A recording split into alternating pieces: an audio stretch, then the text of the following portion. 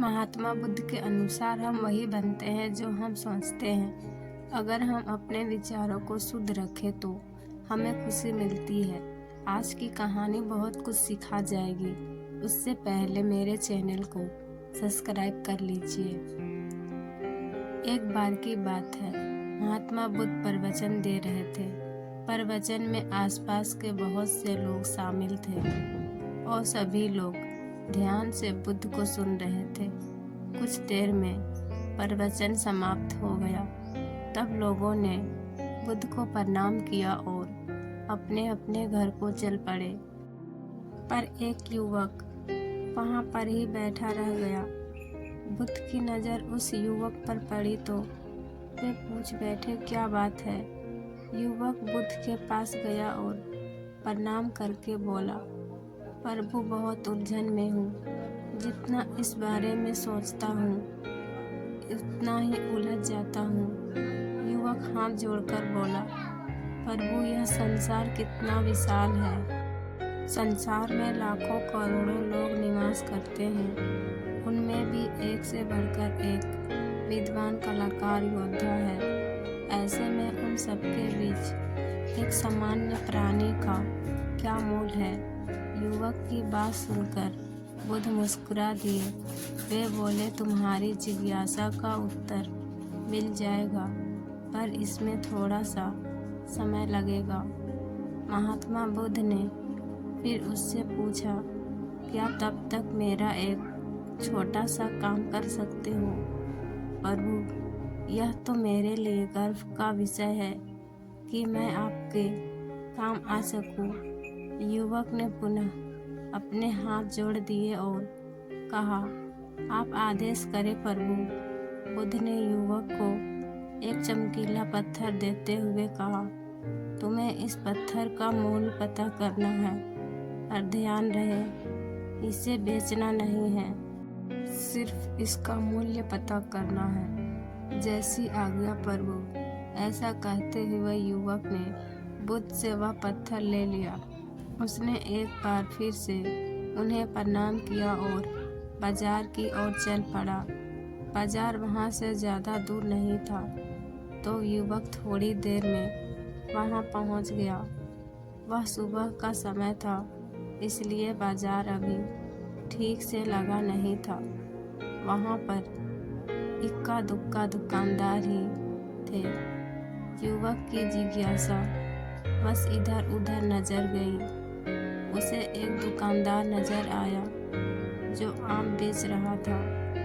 युवक उस दुकानदार के पास पहुंचा और उसे पत्थर दिखाते हुए बोला, क्या आप इस पत्थर की कीमत बता सकते हैं? दुकानदार एक चालाक व्यक्ति था।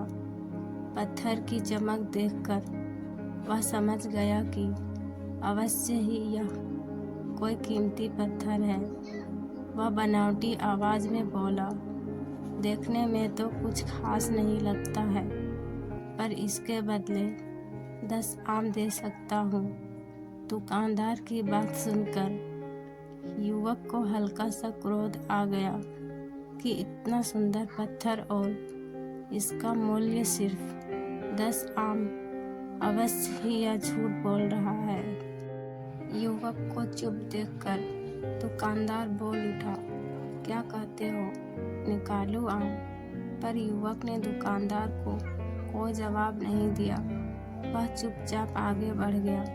सामने एक सब्जी वाला अपनी दुकान सजा रहा था।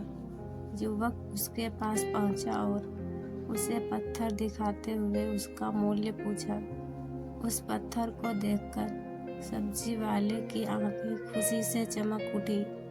वह मन ही मन सोचने लगा, यह पत्थर तो बहुत कीमती जान पड़ता है।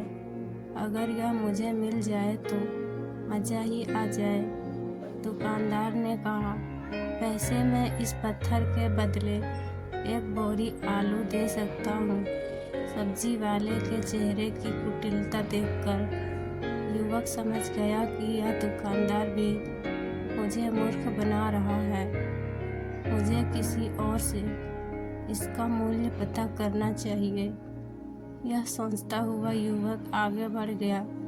सब्जी वाले दुकानदार ने युवक को पीछे से आवाज़ लगाई, क्या हुआ भाई? अगर आपको यह मूल्य कम लग रहा है तो बताएं, तो मैं इसे बढ़ा दूंगा। युवक ने उसकी बात पर ध्यान नहीं दिया और वह इधर उधर किसी ऐसे व्यक्ति को खोजने लगा जो जानकार हो और उसे पत्थर की सही मूल्य बता सके। युवक को लग रहा था कि अवश्य ही कोई कीमती पत्थर है, शायद कोई जौहरी इसका सही मूल्य बता सके। यही सोचते हुए युवक एक जौहरी की दुकान पर पहुंचा। जौहरी अपनी दुकान को अभी खोल ही रहा था। उसने दूर से युवक को अपनी दुकान की ओर आते हुए देख लिया था। साथ ही उसने युवक का हुलिया देखकर यह भी भांप लिया था कि यह कोई गरीब व्यक्ति है जो संभवतः कोई गहना बेचने आया होगा। जौहरी ने हाथ जोड़कर युवक को नमस्कार किया और मुस्कुराकर पूछा, बताएं महोदय, मैं आपकी क्या सेवा कर सकता हूँ?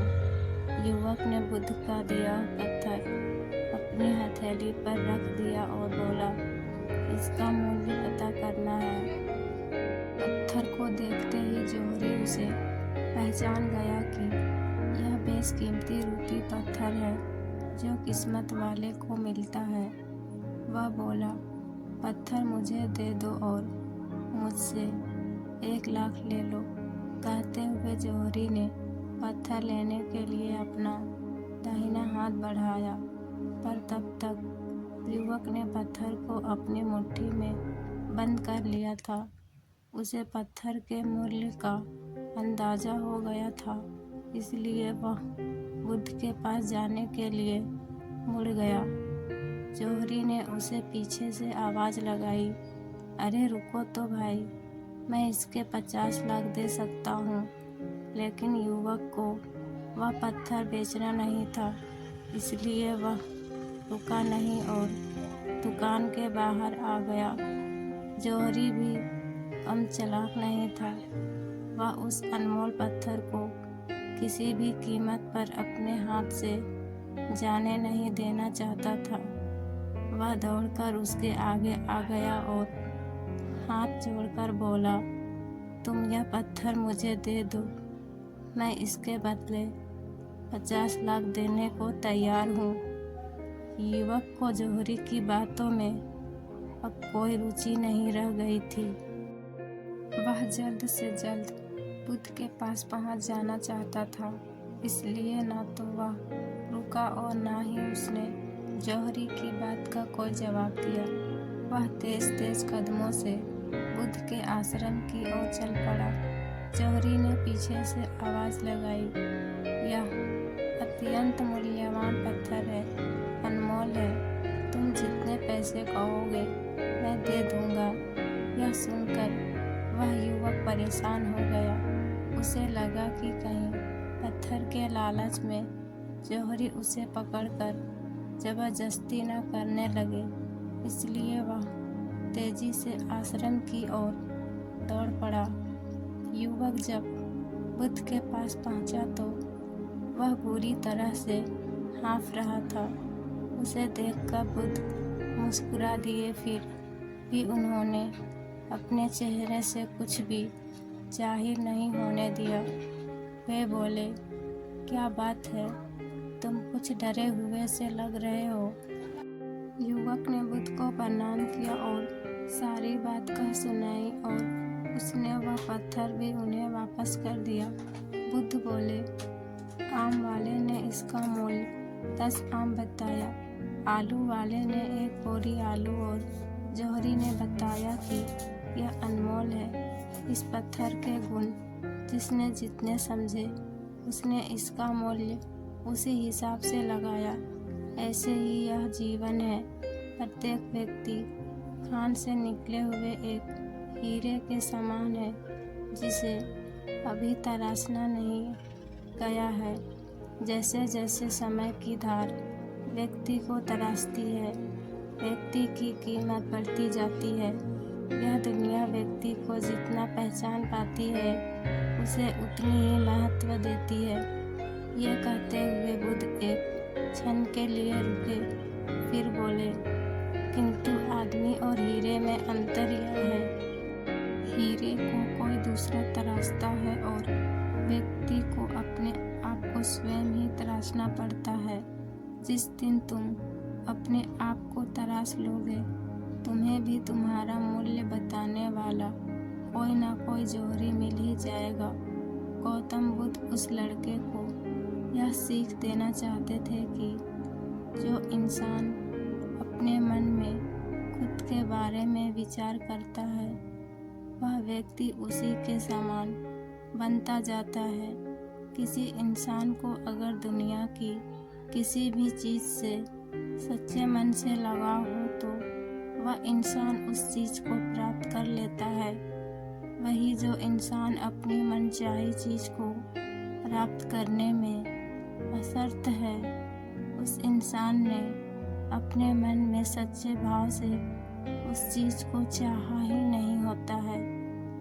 कहानी पसंद आई हो तो वीडियो को लाइक, शेयर और सब्सक्राइब कर दीजिएगा। मिलते हैं एक और नई कहानी के साथ।